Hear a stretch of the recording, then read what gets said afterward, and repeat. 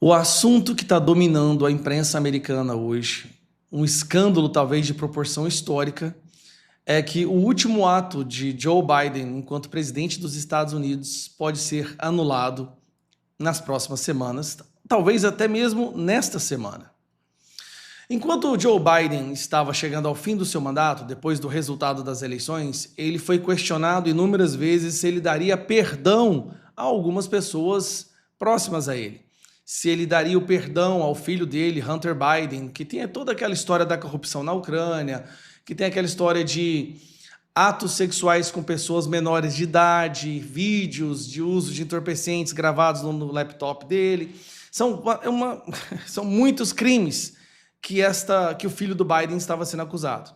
Se ele daria perdão a outras pessoas também que possivelmente cometeram crimes e poderiam vir a ser investigadas, como Fauci, que foi o grande imperador da pandemia e impôs regras absurdas que acabaram sendo copiadas por outros países, inclusive o Brasil.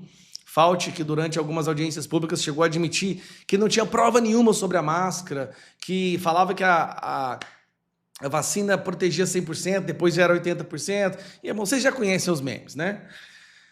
Biden falou inúmeras vezes, em várias entrevistas, que ele não daria perdão, ele não assinaria perdão, porque essas pessoas não cometeram crime algum. Ele prometeu que ele não daria esse perdão. E aí, o que ele faz no último dia enquanto presidente? Antes da posse de Trump, Biden concede perdão a parentes. Nos momentos finais do mandato como presidente, o democrata perdoou 5 familiares, incluindo 2 irmãos. Por quê? Aí ficou aquela questão, né? Por que o Joe Biden estaria assinando perdão sem que tem pessoas ali que nem estavam sendo investigadas? Chamou a atenção. Foi um dos momentos mais vergonhosos para os democratas nos Estados Unidos, que os democratas, lembrando, é como se fosse o PT aqui no Brasil, tá? Deixa eu ver aqui, olha só.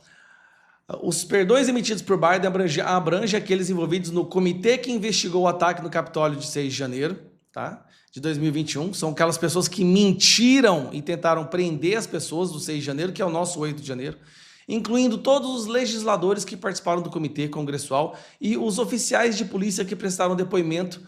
Anthony Fauci, conselheiro médico-chefe da Casa Branca, durante a pandemia de Covid, também foi incluído na lista. E, obviamente, o filho do Biden, o Hunter Biden, os irmãos do Biden, toda aquela turminha. Minha família seria alvo de ataques e ameaças incessantes, motivados unicamente aquela narrativa. Bom, beleza. Donald Trump assumiu o cargo e falou, tranquilo, o cara quer perdoar esse povo, eu quero tocar os Estados Unidos, eu quero tocar esse governo. Só que aí surge isso aqui, ó. Essas daqui são as assinaturas nos documentos de perdão, tá? Então nós temos aqui a família Biden, o Fauci, nós temos um general, nós temos o comitê dos que participaram do 8 de janeiro, nós temos o prosecutor, né? Acho que esse aqui é aquele cara que faz as acusações contra o Trump. Então nós temos aqui as assinaturas. Só que aí alguém fez uma comparação e chegou à conclusão de que não foi Biden que assinou esse documento. Esse vídeo esclarece, vamos lá.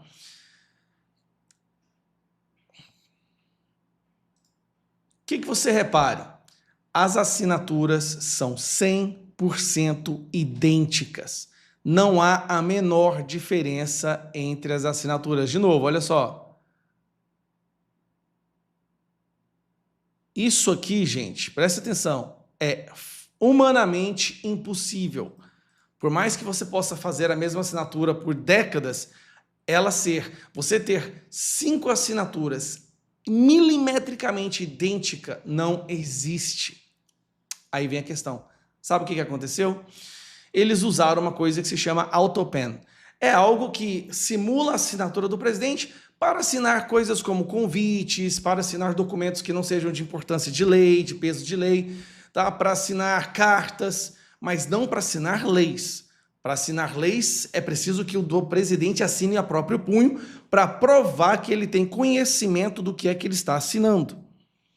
Coisas que não precisam do conhecimento, ou seja, que não são documentos oficiais, pode-se usar o AutoPen. O que é que está acontecendo? Aparentemente, essa assinatura, que é um AutoPen, não tinha nem conhecimento do Joe Biden. E aí, Donald Trump entrou no jogo e essa é a notícia que eu quero chegar. Tá aqui uma publicação, essa aqui é a publicação que saiu no Truth Social, e agora eu vou mostrar para você a tradução. Tem muita gente que não vai dormir bem indo para os Estados Unidos agora, ó.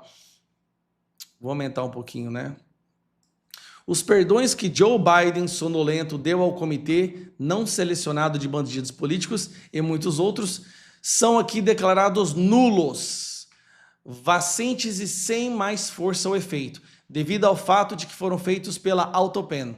Em outras palavras, Joe Biden não os assinou, mas, mais importante, ele não sabia nada sobre eles. Os documentos de perdão necessários não foram explicados ou aprovados por Biden. Ele não sabia nada sobre eles. E as pessoas que sabiam podem ter cometido um crime. Portanto, aqueles no comitê não selecionado, que destruíram e apagaram todas as evidências obtidas durante a sua caça às bruxas de 2 anos contra mim, esse aqui é o comitê que é como se fosse a CPMI do 8 de janeiro nosso, tá? E muitas outras pessoas inocentes devem entender completamente que estão sujeitos à investigação no mais alto nível. O fato é que eles provavelmente foram responsáveis pelos documentos que foram assinados em seu nome sem o conhecimento ou consentimento do pior presidente dos Estados Unidos, do nosso país, Joe Biden corrupto. Aqui ele publicou isso no dia 16 às 10, ontem à noite. Esta notícia hoje explodiu nos Estados Unidos porque todas essas pessoas que achavam que estariam ilesas de todos os crimes que eles cometeram, agora serão investigados e terão que pagar por eles na justiça. Se a história dos Estados Unidos se repetir no Brasil, todas essas pessoas que estão censurando, que estão usando a máquina pública para destruir a oposição, que estão prejudicando a nossa democracia, todas elas, mais cedo ou mais tarde, também vão pagar por tudo que eles estão fazendo. Um abraço. Olha, segundo o Igor Gadelha, do portal Metrópolis, ministros do Supremo Tribunal Federal avaliam, já nos bastidores, que o ato pró-anistia que foi liderado pelo ex-presidente Jair Bolsonaro ontem no Rio de Janeiro foi menor do que o esperado pelos organizadores. Ao longo do domingo, ministros do Supremo compartilharam entre si análises que apontavam um público entre 30 e 35 mil pessoas presentes na praia de Copacabana para esse ato. O cálculo, de acordo com o ministro ouvido sob reserva pela coluna do portal Metrópolis, teria sido feito considerando a distância, a metragem quadrada e uma métrica de 3 pessoas presentes por metro quadrado. O número recebido por ministros do Supremo Tribunal Federal é 10 vezes menor do que o público de 400 mil pessoas calculado pela Polícia Militar. No entanto, maior que os 18.300 calculados por pesquisadores da Universidade de São Paulo. Todos os 3 números, o dos ministros do STF, o da PM do Rio e o da USP, são menores do que a expectativa dos organizadores, que diziam esperar 1 milhão de pessoas e depois 500 mil no ato. Nos bastidores, Pitoli, e aí talvez esse seja o principal ponto dessa reportagem, os ministros do Supremo Tribunal Federal avaliaram que o discurso de Bolsonaro na manifestação foi dos males o menor. A avaliação é que o ex-presidente não radicalizou tanto como em outros atos. Em sua fala, Bolsonaro, como nós vimos aqui na Olivete Brasil, defendeu a anistia para condenados pelo 8 de janeiro, criticou o inquérito do golpe e seu relator, o ministro do STF, Alexandre de Moraes, e disse que não pretende fugir do Brasil, entre outros pontos, né?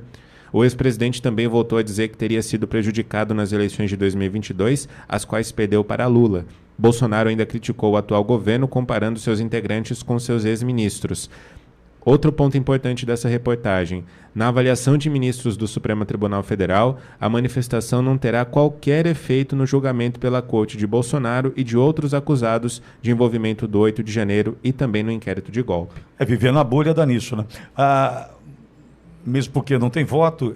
Veja, Olavo, essa engrenagem que a gente percebeu que já está carcomida, já está destruída da Constituição, que estes mesmos não respeitam. Tem ministros do Supremo que hoje, né, talvez a Constituição sirva para fazer peso de porta, na mesa, aquela coisa toda. Ih, vai voar o papel, pega a Constituição ali, para o papel não voar. Enfim, a gente percebeu que essa relação da teoria e da prática da Constituição nos trouxe alguns problemas. Por exemplo, a sabatina dos ministros. Sabatina dos ministros do Supremo feita por senadores que serão julgados posteriormente por esses sabatinados. Aí nós temos a questão do impeachment de ministros do Supremo, que só pode ser pautada por um único homem. Então a gente condena as decisões monocráticas do Supremo, mas temos uma decisão monocrática do Senado com relação às pautas de impeachment. Estou tentando mostrar que essa engrenagem está carcomida. E um dos principais pontos, entendo eu, seja a relação dos indicados para o Supremo Tribunal Federal partirem do presidente da República, como se dá hoje no Brasil, para algo que se dá vitaliciamente. Né? O cara fica ali para sempre. Nós temos mais quantos anos de Alexandre de Moraes ali diante do Supremo Tribunal Federal se não for empichado? Né? O cara vai até os 75 anos sem estar preocupado se vai ter que se reeleger na próxima eleição, um recall da população, do ponto de vista, será que ele é um bom ministro ou não é? O cara está andando e andando porque ele não depende do eleitorado. Salário ganho até 75 anos, todos os benefícios que nós já sabemos. Enfim, nós temos uma relação que não é legal hoje. Por quê? Porque exatamente promove algo na mesma linha que o João trouxe. Não estamos nem aí o que vocês estão pensando da gente. Mas, ao mesmo tempo, me chama a atenção a preocupação dos mesmos em analisar as câmeras para saber quantas pessoas tinham. A preocupação para saber se o discurso de Bolsonaro foi mais radical ou menos radical. Ministro do Supremo, que, ao meu ver, tem que ser imparcial, simplesmente focado no que diz a lei, tem que estar preocupado com reação popular, Olavo? 2 pontos relevantíssimos. Agem como se fossem eleitos, mas votam andando e andando para o povo, não é? Parafraseando você. Esse binômio em relação a votos é extremamente interessante porque se preocupam com a opinião da população, querem saber, querem influenciar a opinião da população, manifestam seus votos abertamente, não estão nem aí para as regras que orientam e determinam comportamento a magistrados, é uma legislação. Não, mas para quê? Porque não tem quem fiscalize. Não há quem fiscalize um ministro do STF hoje diante perdão o neologismo, mas o capachismo do presidente do Senado e também de todo o Senado que não colocam pressão. Mas votam a frase final do tal ministro ou ministros consultado por Gadelha. Aliás, é sempre interessante essas fontes, né? Mas vamos lá. Fala assim, isso não vai influenciar no julgamento, dane-se o povo. Ferre-se o povo, fazemos o que queremos, o que nos dá na cabeça. Pittoli bem colocou que semana passada houve uma modificação no entendimento do STF, até uma matéria da Veja interessantíssima, poucas linhas, vale a leitura. Porque o STF agora mudou o entendimento para manter pessoas eleitas sob o manto de julgamento do STF. Está lá na Veja, se você quiser ler. Aquilo que nós já falamos semana passada, é só para manter o cabresto em cima do político. Simplesmente para manter o cabresto em cima dos senadores que calados não pautam impeachment, que calados ferram o sistema de freios e contrapesos desse país. É isso. É o establishment que a gente tanto fala aqui. É o establishment que se retroalimenta, é o governo federal retroalimentando o judiciário e o judiciário respaldando o governo federal, calando o legislativo. E quem é o legislativo? É o representante do povo. É o eleito. Povo, o que em tese deveria manifestar a vontade do povo, calado sobre um cabresto imposto pelo judiciário, que se comporta como se tivesse recebido votos, mas se preocupa como se tivesse recebido votos, mas se comporta nem dando bola para o povo.